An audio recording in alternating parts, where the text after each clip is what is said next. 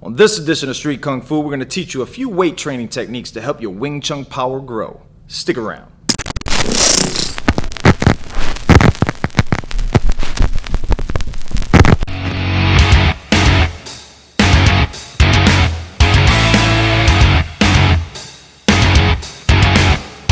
What's going on, YouTube fam? Sifu Jimmy Manfredy here, coming at you once again for Street Kung Fu with my assistant, as always, Isaac Jones.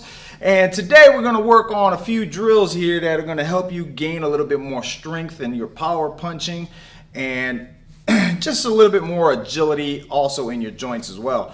All right, so this is going to be a weight training segment. All right, so it's only going to be about 2 or 3 exercises that I like to use that help create a little bit more power and stability in my punches. All right, the first one is going to be for what Wing Chun is readily known for, which is Wing Chun, also known as the chain punch. Now, in previous videos, I've explained that I'd rather use a chain punch, which looks like this, as a bridging tool. So, for instance, if we're in the middle of a fight and I do this, and then I catch and make contact, that's the bridge, and then I continue on to do whatever else. All right, so, but that doesn't mean that that same bridging tool doesn't have its own combative properties. So if he's getting hit and I move this out of the way and I do it again, I'm going to hit. All right, so I want to create power. Now, Wing Chun is nothing more than a combination of center line fist over and over and over. All right, so that's all it is. I mean, Wing Chun literally translated actually means continuous fist. Chain punch has become just the world standard of how to say it, really. So in that case, Isaac is going to grab these 10-pounders here. So your 10-pound weights. If you're a little smaller in stature, you can start with 5-pound weights in the beginning and then gradually grow. All right. So when we do this, we're going to be in a neutral stance. All right, shoulder width apart, and he's going to start just like if he was actually punching. All right, he's going to be here, and he's going to go forward with the punches. All right, now same rules apply. As he's doing these punches, he's doing best he can to make just a very small amount of space going forward. He's doing it nice and controlled. He's not letting his head bop forward, bop backwards, or even left to right. He's not letting his structure break at all. He's controlling this all the way out, all the way back. Most people think that you got to really use speed to gain power in a chain punch or in any continuous motion set of strikes. That's not the case. The more controlled you can train it, when you finally do them, the only reason they move so fast is because the technique is sharp. Okay, so when you go from 10-pounders and start growing to 15-pounders, 20-pounders, 25-pounders. In this particular case, I have 20-pounders here. You know what I mean? So when you're here and you're going 1, 2, 3, 4, and you're giving it that snap at the end, okay, that's literally growth of strength and technique. Technique is what will sharpen it so fast. And when I say sharpen it fast, I do mean by sharpening it, it gets faster. You don't have to add speed to it. Just the sharpness of it makes it quicker.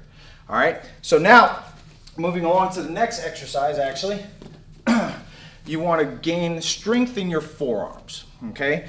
A common mistake is people want to build nothing but bicep.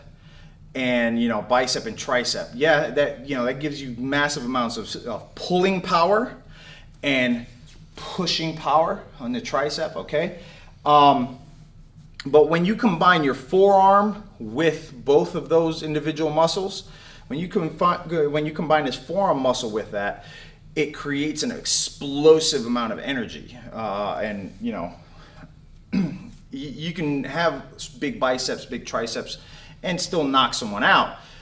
But in my opinion, if you've got all of the above working together, it gets easier. Your strike gets, like I said before, gets sharper. Your technique gets better. you actually use less effort because everything's working in unison and has the same amount of strength proportion to each particular muscle group. All right, so with that said, you can use dumbbells as well. All right, and a very simple technique, you take these dumbbells, put your feet centered, and then you let it roll down to your fingertips, and then slowly clench your fist. Let it roll back down and slowly clench your fist. You can turn them outward and roll it out and slowly clench your fist. Let it out and slowly clench your fist. Bring it backwards, let it out, and slowly clench your fist. All right, in my opinion, do anywhere between 50 to 100. All right, and in all angles. You can do 100 alternating angles. You can do 100 each angle. You know, you can get there progressively. You don't have to do them all in one shot, 100 in each angle. So I would recommend do 100 alternating angles until you get used to it, and then move on to 100 in each angle. All right. You could also do that with a barbell. Okay. You can take a barbell, put it in front of you, let it roll to your fingertips, and then slowly bring it up. And even a curl bar. Okay. Slowly bring it up. Slowly bring it up. Do it the other way. Slowly bring it up. Slowly bring it up. The only thing is that when you want to do the suitcase carry, okay, you grab the barbell in the center, all right? A normal Olympic style barbell already weighs about 40-45 pounds. You can do it with that alone, and as you get stronger, you can start adding weight, 5 pounds on each end, 10 pounds on each end, so on and so forth, right? You grab it, and then you just do the same thing. All right, your power will slowly but surely grow. It is not an overnight success thing. You got to work it for it to get better. All right, so keep that in mind. Also for kickboxing, just to kind of throw that in there as well, kickboxing or boxing, you can do the same shadow boxing drills with weights in your hand. Okay, that'll give you that added power, you know. And then it'll also help you get that added sharpness in your technique as long as you're doing it very controlled. Don't just flail out there. Control is key here. All right. Now, with that said, we're going to move on to the final drill in this particular episode, and that's going to be something that's also going to work your forearm, your bicep, and your tricep all at once in a slightly different fashion than you're kind of used to. Okay, so with that said, we're going to use a barbell. Right now I've got a 25-pound weight on here. So again, that's 45 plus 25. So we're going to bring it up, all right? And we're going to take it and we're going to turn it with our hand like that. So we're going to open up, turn around, grab it, turn it inward. Grab it, turn it inward. So what we're doing is we're opening up, releasing, squeezing, and flexing the inner part of your forearm, okay? So as you're doing that, what you're doing is you're creating more tension for that. It's a very simple drill, okay? Very simple drill. And a lot of people will overlook it. Some people will be like, oh, well, yeah, that's not even worth it. Well, if you think about it, you know, right now there's a 25-pounder on here. You put 35 pounds, 40 pounds. Go ahead and grab this, and you do it for me, please. All right. So for somebody like Isaac, whose stature is about 150 pounds, 25 pounds plus a 45-pound bar itself is a great starting point. If they need to go a little lower because it's a little too much for them, you can take it down to a 10-pounder or even a 5-pounder. Just add a little bit more. Or like with my ladies, I like to start them off with just the bar at first and then move them on to 5 pounds and slowly, progressively get it a lot heavier. All right. So now, with that said, the other variation here is now he'll actually start from the already turned in position where now his forearm will be flexed, all right? And then he's gonna turn it all the way outward, okay? Controlled. Turn his hand back in, nice and loose, and then turn it back out and control. Turn it, open up, grip it loose, tighten, turn, and control. The entire time you want to keep your elbow down on either drill, okay? You want your elbow down, all right? Down and nice and controlled. If your elbow's like this and you're doing it, you're using your shoulder to turn it. You want to use your forearm. You don't want your bicep even doing anything more than literally holding the bar in place, okay? So you want everything happening in your forearm, both on the inside of your forearm and the outside of your forearm. So this particular one going outward actually is going to work the outside muscle of your forearm, okay? And again, the magic number is 100, all right? Start off with 100 going both ways, so 50-50, and then do 100 on each rotation. So 100 going inward and 100 going out, all right? And then do the other hand. Do not forget your opposite side, all right? I don't care what your goal is, whether it's trying to get knockout power in your right hand only or whatever. Work your opposite side. If you're right-handed, your dominant hand is your right.